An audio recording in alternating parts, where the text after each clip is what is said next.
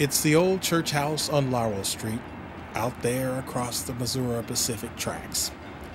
It was part of our lives, our St. John, where people have been worshiping and finding the Lord for 100 years this year. The year St. John members organized the church, 1914, World War I started in Europe and came calling for our fathers. The U.S. Army put out posters like this one saying the colored man is no slacker. While in New York City, Marcus Garvey formed the United Negro Improvement Association of black people tired of mistreatment. We are not certain, but we think St. John started in the farming community of Wayside, which was a substantial black farming community at that time.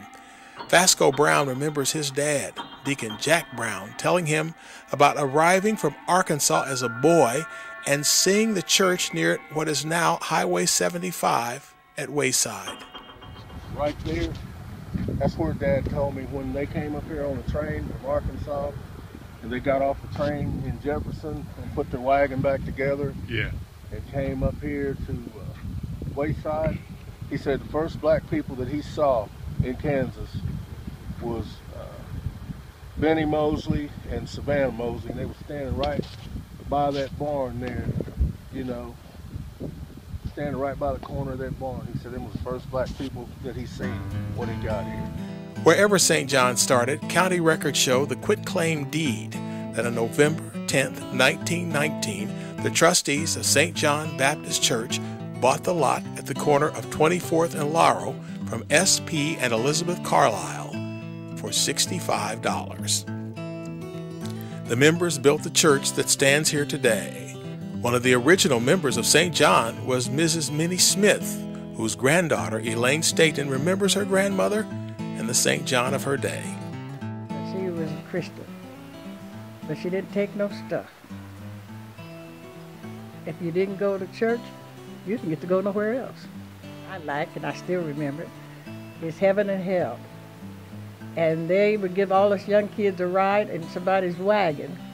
But after we went all the way around, we come back to the church, and you had to pay. And if you went to heaven, you got all kind of good fried chicken and ice cream and cake. But if you went to hell, you got barbecue ribs, and you got hot chili, and all the other kind of stuff like that. To make sure I got some, I had money for both sides. This picture of St. John members was taken in 1941, some 27 years after the church was organized. Do you recognize some of the people? Miss Floria Harvey, Miss Bertha Moore. There was Reverend Wheeler, followed by the pastor who stayed at St. John 21 years from his appointment in 1951 until his death on the way to the church in 1972, Reverend S.J. Jones, who was always accompanied by his wife, Sister Fern Jones. They were St. John's couple, and the church grew and prospered under their leadership.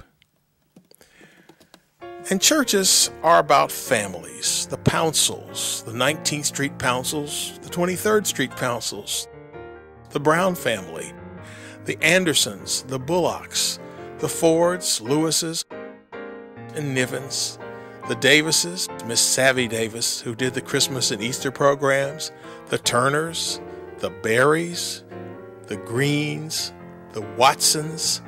Who can ever forget Mr. and Mrs. James and Lily B. Watson? She directed the choir. Who could ever forget her kids, Cookie and Ronnie? There were the Smith Fowlers, Miss Johnny Fowler, the Relfords, the Stewarts, the Britts, Uncle Charlie Thompson, the Mosleys, Benny, our local policeman, and his wife Savannah, who could sing like a bird. There were the Harveys, their children, including the rock of this church, Miss Ida Mae Newsom. The Johnsons, Mr. Matthew, Miss Shalati, the kid.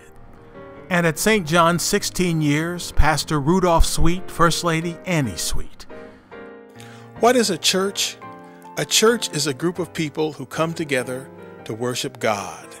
The people who made up that organization had a big influence on all of us, whether we realize it or not. We had a lot of people that, they had good common sense. And if you don't have common sense, you may as well not have any sense at all, Well, that's just how I look at it. They had good common sense, and the things that they did know, they knew well, and they did a fantastic job at the things that they did. Not that I'm saying that education's not important, but just because you don't go to college and get a college degree doesn't mean that you don't have any sense, Exactly. Because there are people that are educated fools. So many memories. It was a very big deal because sometimes Reverend Jones and Mrs. Jones would come over for dinner, so we had to get up early in the morning and fry chicken. And I like to do the frying chicken because I could sneak the extra pieces that nobody else wanted, like fried liver or chicken necks or whatever. And I got extra pieces that way. It was kind of neat. But we cooked dinner before we went to church and stuck it in the oven. And then sometimes the pastor and his wife would come over and eat. In fact, a lot of the times they would come to eat. And I loved it. She loved to talk on the phone.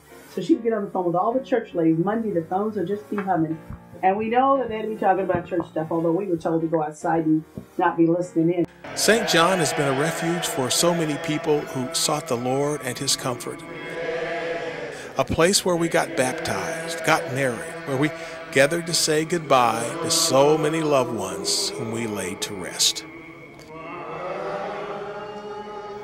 St. John, true, you're a building, you're a gathering of people, but for so many of us, you were the center of our lives. You took on a kind of humanity, our friend in Jesus, who was always there. You are us, and we are you. We salute you, dear friend, on your 100th birthday. May God continue to bless you.